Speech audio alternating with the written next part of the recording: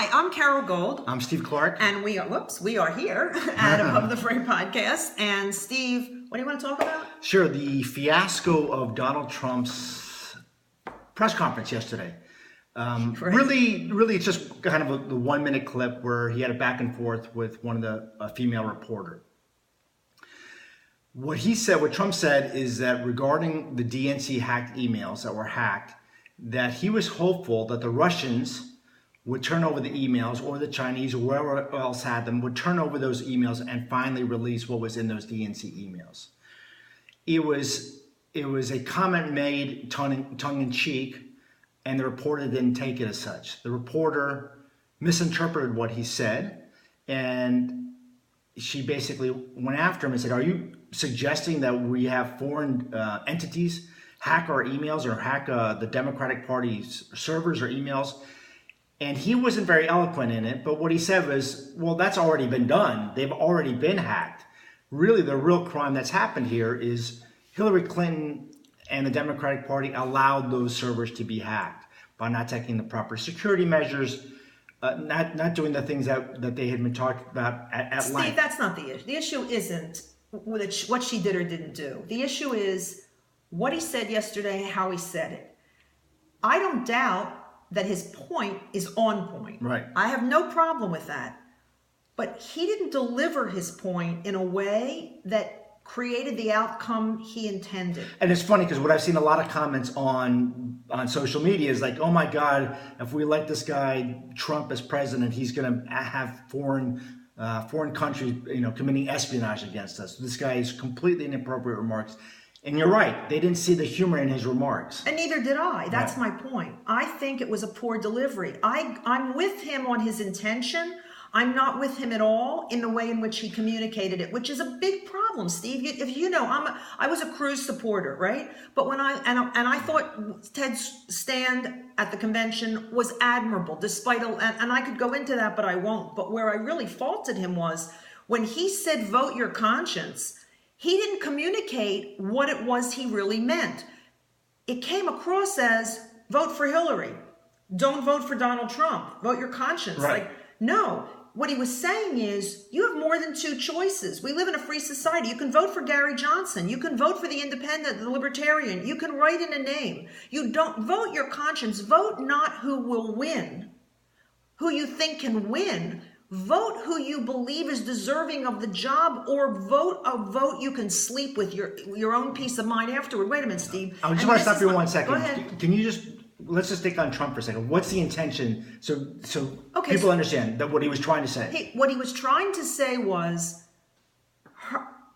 she violated national security by not securing her emails, and they've been hacked, folks. The Russians have them, and it is the Russians, Steve, by the way, because 3 international security firms have verified cybersecurity that based on their analysis of the hacking, it was the Russians. So she violated national security by not securing those emails. And his point is, look, they've been hacked. They've got them.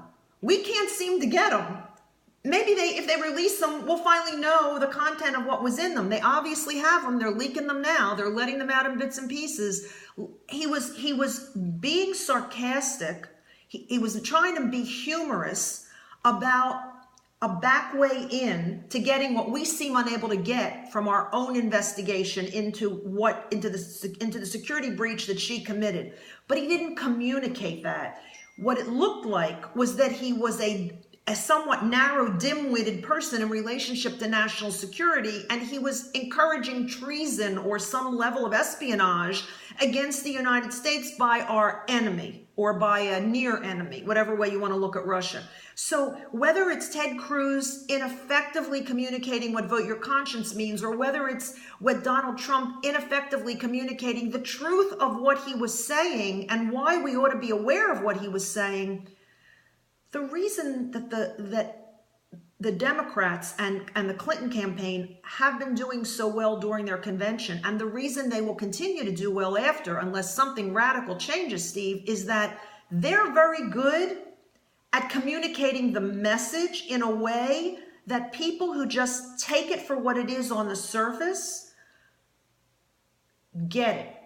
And the Republicans are very bad at that. And Donald Trump is particularly bad at that because in my estimation, he doesn't think deep and he doesn't think wide. He thinks fast and he thinks caustically and he speaks fast, caustically, and without thinking. Now, that makes some people happy because that's the end of political correctness, but it's got a downside and we saw it yesterday. Yeah. The thing that I thought that Trump was making, that again, you're probably right that it wasn't communicated effectively, was the whole point. Again, he was, in some ways, he was attacking the government institutions. I think it's bizarre that he's saying, let the Chinese or Russians have it, give it to us. But what he's also saying is, where's the FBI? The FBI had the servers. They've been talking to Hillary Clinton. Right. They've been talking to all these government agencies, and they can't seem to find them. Right. How is that possible? Right. So it's a huge slap against the FBI. It's a huge slap against Secretary Clinton. It's a huge slap against the DNC that we're hiding. We're not showing this information to the American people and to the public. So it was a huge slap against government institutions. My point being is that he was addressing at the same time the failure of the American institutions to the public. Now. And my point is, then let's put you out there to describe it and make it clear, because he didn't. Right. And you and I can bring it to the surface Right. in our discussion. And so if he can't do it, he can't deliver the message, and the messenger is flawed. Right. Because the message is only as good as the messenger, right? So that's the problem. I'm not, we do this all the time. Right, exactly. I'm not for Trump and I'm not for Clinton. I don't know what I'm going to do, and it's not going to be one of the two of them. But what I can say objectively is what each side is doing right and wrong. And it's clear to me that Democrats are blind because they'll put someone in office who committed treason. But it's also clear to me that the Republicans are wrong and that they nominated someone who alienates when he's trying to embrace. That's a real problem. Right. I wish we had time to go into, but I don't think we do today. Maybe we'll do another short clip tomorrow of this whole idea of why did the Russians hack? There's a backstory to all of this that I think everyone who listens to us needs to know. Right. About the relationship between Putin, the DNC, Trump campaign, how all that weaves together, and what the real risk for us is in November. But I think, do we agree? It's probably too much for today. It's frustrating. Let's at least say this. You and I were there before the show. It's frustrating that what seems so obvious to us in terms of the failings on both sides and where the country is. I watched people like groupies crying while Obama was speaking, and the Democrats are brilliant at emotion. They're brilliant at tugging at your heart, whether it's true or not, whether the facts that support the tug are real, doesn't seem to matter. And that's so disturbing to me, because for me, the future of the country lies not with these leaders. It lies with the awareness and the involvement and the reality check on the population. And I'm concerned that so many people just don't get it. We were talking off air beforehand, which I think was an interesting point, is that the Republicans, if you want to really just put a distinction between the two messages, the Republicans send more of a message in a documentary style manner. So if you think really about the leaders of the conservative movement, Mark Levin, Rush Limbaugh, Michael Savage, they're really the power is in books and in radio. And in depth of subject matter. They go Glenn deep. Beck as well, depth of subject matter.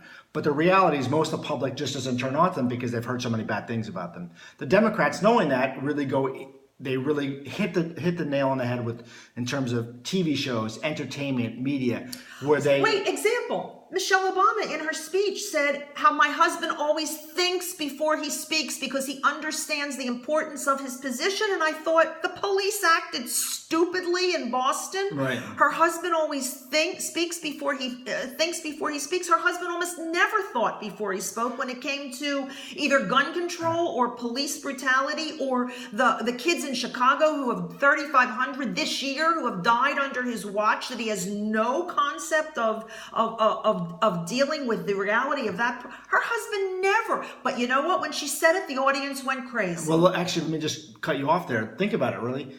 Because he knows he doesn't speak that well, he always uses a teleprompter. He uses a teleprompter because he knows he has to be measured what he says. He knows that he has a tendency to not think when he speaks. And he uses his teleprompter. That's exactly right. And when he uses the prompter, you can always tell because he's articulate and he's paced, and he's also reviewed the speech in advance. I've seen him use the prompter when it's his first read of the speech, and you can tell because he's kind of struggling with the text. He's looking into that prompter, and his cadence isn't necessarily as great as it is like it was at the Democratic convention. So let's leave you with that. Check in on our next video. We're going to go a little bit deep for you, and most importantly, what matters in relationship to that Russian hacking of Hillary Clinton's email. So thanks for joining us. I'm Carol Gold. I'm Steve Clark. Thanks for watching.